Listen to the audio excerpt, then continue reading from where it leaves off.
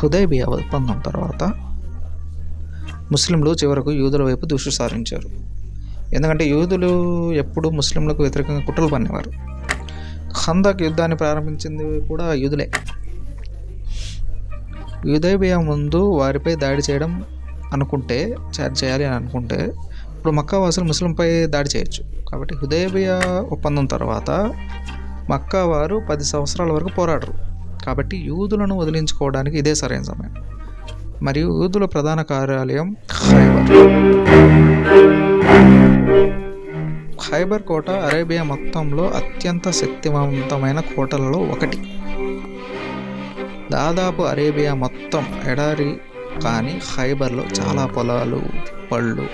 ఇది యూరప్ మొత్తానికి ఎగుమతి చేస్తుంది. మరియు దాని నుండి వచ్చిన డబ్బంతా యూదులు దాన్ని ఈ కోటలో భద్రంగా ఉంచేవాడు. ఎందుకంటే ఖైబర్ను జయించడం అసాధ్యమని వారికి తెలుసు. ఖైబర్పై దాడి చేసేందుకు ముస్లింలు రహస్యంగా సన్నాహాలు ప్రారంభించారు. అయితే మదీనాలోని మునాఫిక్లు ఖైబర్ ప్రజలకు ముందే చెప్పారు, కేవలం 1500 మంది సైన్యం మాత్రమే మీ వైపు వస్తుంది, మరియు మీరు ఇప్పటికే చాలామంది ఉన్నారు, వారిని సులభంగా ఓడించవచ్చు. యూదులు కూడా ఈ వార్త విని తీసుకున్నారు. ఒకరోజు యూదులు తమ పొలాల్లో పనిచేసుకునేటప్పుడు అకస్మాత్తుగా ముస్లిం సైన్యం వాళ్ళ ముందు నిలబడింది. దాంతో వారు ముహమ్మద్ వచ్చారు అని చెప్పి వారు కోట వైపు తిరిగి పరిగెత్తారు. ఖైబర్ మదీనా నుండి దాదాపు 150 కిలోమీటర్ల దూరంలో ఉంది. మరి ఈ రోజు కారులో వెళ్తే 2.5 గంటల సమయం పడుతుంది. మరియు ఖైబర్ కోటలో 2 ప్రధాన భాగాలు ఉన్నాయి. ఒక భాగంలో 5 పెద్ద కోటలు, మరో భాగంలో 3 కోటలు ఉన్నాయి. కాబట్టి ఖైబర్లోని ఈ కోటపై ముస్లింలు మొదటిసారి దాడి చేశారు. మొదటి కోటను జయించడానికి ఎన్నో ప్రయత్నాలు చేసినా ప్రయోజనం లేకుండా పోయింది. కాబట్టి రేపు నేను అలాంటి వ్యక్తికి జెండా ఇస్తాను అని ఒక ప్రవక్త చెప్పాడు. మరి జెండా ఇవ్వడం అంటే అలాంటి వ్యక్తిని నాయకుడిని చేయడమే.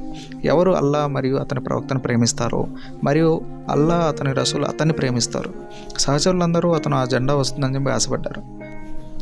హజరత్ ఉమర్ వారు కూడా ఈ ఖైబర్ రోజు తప్ప నా జీవితంలో నాయకత్వాన్ని ఎప్పుడూ కోరుకోలేదని అన్నారు. అల్లా యొక్క రసూల్ గొప్ప వయసు గల సహచరులందరినీ విడిచిపెట్టి ఆ జెండాను 29 ఏళ్ల అలీ ఇబ్నే తాలిబ్కు ఇచ్చారు. కాబట్టి నా చివరి సాల వరకు వారితో పోరాడతాను అని హజరత్ అలీ ఆనందంగా చెప్పారు. కానీ ప్రవక్త వారు ఇస్లాంలోకి ఆహ్వానించండి అని చెప్పారు. మీ వల్ల ఒక వ్యక్తి ఇస్లాం స్వీకరించినట్లయితే అది మన వంటలన్నింటికంటే గొప్పది. హజరత్ అలీ సైన్యాన్ని తీసుకుని మొదట కోటపై దాడి చేశారు. ఆ కోటకు అధిపతి పేరు మర్హబ్. మరియు ఈ మర్హబ్ తన బలం కారణంగా అరేబియా మొత్తం ప్రసిద్ధి చెందాడు. అతనితో పోరాడాలని ఎవరు ఆలోచించరు. ముస్లింలు ముందుకు వచ్చి సవాల్ విసిరాడు. కాబట్టి హజరత్ అలీ ముందుకు వెళ్ళి అతన్ని చాలా సులభంగా ఓడించారు. ఈ కారణంగా హజరత్ అలీ అరేబియా మొత్తం ఒక గొప్ప యోధుడిగా ప్రసిద్ధి చెందారు. యుద్ధం అంతటితో ప్రారంభమైంది. మరియు ఇది చాలా ప్రమాదకరమైన యుద్ధం. మరియు యూదులు కూడా చాలా ఉత్సాహంతో పోరాడుతున్నారు. వారు కూడా అహ్లే పుస్తకంలోని వ్యక్తులు కాబట్టి వారికి స్వర్గం మరియు బలిదానాలు అన్నీ ఉంటాయి. యుద్ధం చాలా కాలం కొనసాగింది. కానీ చివరికి యూదులు ఈ కోటను విడిచిపెట్టి మరో కోటకు వెళ్ళిపోయారు. మరియు ఈ విధంగా ఖైబర్ యొక్క మొదటి కోట జయించబడింది. 3 రోజుల పాటు ముస్లింలు ఈ రెండవ కోటను జయించలేకపోయారు. ఎందుకంటే మళ్ళీ యూదులు చాలా భీకరంగా పోరాడారు. కానీ చివరకు వారు ఈ కోటను వదిలి 3వ కోటకు వెళ్ళిపోయారు. 3వ కోటను కూడా చాలా రోజులు జయించలేకపోయారు. మరియు మేము తినడానికి, త్రాగడానికి వారు అన్ని మార్గాలను అడ్డుకుంటున్నందుకు ముస్లింలు ఆశ్చర్యపోయారు. అయినా వాళ్ళు బయటికి ఎందుకు రావట్లేదు గొడవపడడానికి. ఒకరోజు ముస్లింల కోసం గూఢచర్యం చేసే ఒక యూద గూఢచారి వచ్చి ఖైబర్ కోటలు చాలా పురాతనమైనవి మరియు యూదులు ఈ కోటల కింద రహస్య మార్గాలను ఏర్పరచుకున్నారని చెప్పాడు. మరియు ఈ మార్గాలను ఉపయోగించుకోవడం ద్వారా వారు ప్రదేశం నుంచి కోటలోనికి నీళ్ళకి తీసుకొస్తున్నారు. కాబట్టి ముస్లింలు వెళ్ళి ఆ దారిని మూసివేశారు. మరి కొంతకాలం తర్వాత యూదులు కోటను విడిచిపెట్టి ముస్లింలతో పోరాడడం ప్రారంభించారు. ఎవరైనా వచ్చి సహాబాల ముందు యుద్ధం చేస్తాడో అతనికి ఏమవుతుంది? 3 కోటలను జయించిన తర్వాత ముస్లింలు 4వ కోటను కూడా సులభంగా స్వాధీనం చేసేసుకున్నారు. మరియు యూదులు 4వ కోటను వదిలి 5వ కోట వైపు, అనగా చివరి కోట వైపు వెళ్ళారు. 5వ కోటను పర్వతంపై నిర్మించడం వల్ల దాన్ని జయించడం అసాధ్యం. మరియు దాని దగ్గరికి వెళ్ళే వ్యక్తిని యూదులు కాల్చి చంపి పారిపోయేలా చేస్తారు. అందుకే యూదులు తమ స్త్రీలను, పిల్లలను ఈ కోటలో ఉంచారు. మరియు యూదుల సంపద బంగారం, వెండి అన్నీ ఈ కోటలో ఉన్నాయి.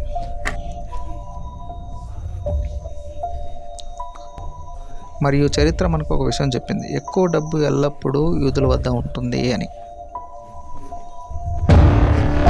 అందుకే మళ్ళీ ఈ కోటను జయించేందుకు ముస్లింలు చాలా ప్రయత్నించారు, కానీ అది అసాధ్యం. ఇక్కడ వేరే మార్గం లేనప్పుడు ప్రవక్త వారు టెక్నాలజీని పూర్తిగా ఉపయోగించారు. రాయల్ టెంపుల్స్ మరియు యూదులపై పాంపు దాడి చేయడం ప్రారంభించారు, మరియు ఈ కోట గోడలు పగలడం ప్రారంభించాయి. మరియు చాలా ప్రయత్నం తర్వాత కోట యొక్క ఒక కోట కూడా పడిపోయింది.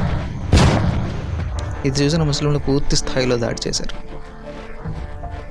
మరి యూదులు వారి స్త్రీలు, పిల్లలు, బంగారం, వెండి అన్నీ వదిలి కోట వదిలేసి అవతల వైపు పారిపోయారు. ఇప్పుడు కొంతమంది చరిత్రకారులు చివరి 3 కోటలు లొంగిపోయాయని చెప్పారు. ఇంకొంతమంది 2 లొంగిపోయి ఒకరితో పోరాడని కొందరు అంటున్నారు. సరే, డజంట్ మ్యాటర్. ఖైబర్ను జయించారు. ఏమైనా కానీ ఖైబర్ను జయించారు. చివరకు భీకర యుద్ధం తర్వాత యూదులు లొంగిపోయారు మరియు ప్రవక్త వారందరినీ క్షమించారు. కానీ ఖైబర్లో ఆహార పండ్ల ఉత్పత్తిలో సగం ముస్లింలకు ఇవ్వవలసి వచ్చింది. యూదులు దీన్ని సంతోషంగా అంగీకరించేశారు. ఖైబర్ నుండి ముస్లింలకు చాలా బంగారం మరియు డబ్బు వచ్చింది. ఎలా అంటే రోజు పాకిస్తాన్లో ఒక చమురు కనబడింది అనుకున్నాం. ప్రతిదీ మారిపోయి హజరత్ ఉమరు వారు కూడా తమ 7 సంవత్సరాల హిజ్రత్ తర్వాత మేము మనస్ఫూర్తిగా ఇవాళ ఖైబర్లో తిన్నాము అని చెప్పారు. మక్కా నుండి మదీనాకు వలస వచ్చిన ముస్లింలు మదీనాలో తమ సోదరులకు డబ్బును తిరిగిచ్చేశారు. ఖైబర్ మీద ఈ విజయం ముస్లింలను పేద సమాజం నుండి అత్యంత శక్తివంతమైన మరియు ధనిక సమాజాల్లో ఒకటిగా మార్చింది. ఇప్పుడు ఇక్కడ ఒక ప్రశ్న ఉంది, అరేబియాలో ఎంతమంది యూదులు ఎక్కడి నుంచి వచ్చారు? మరి మక్కాలో ఒక్క యూదులు కూడా లేడు. యూదులందరూ మదీనాలోనే ఎందుకు నివసించారు? మరియు దాని పొలిమేరలు ఇది 1000 సంవత్సరాల నాటి చరిత్ర.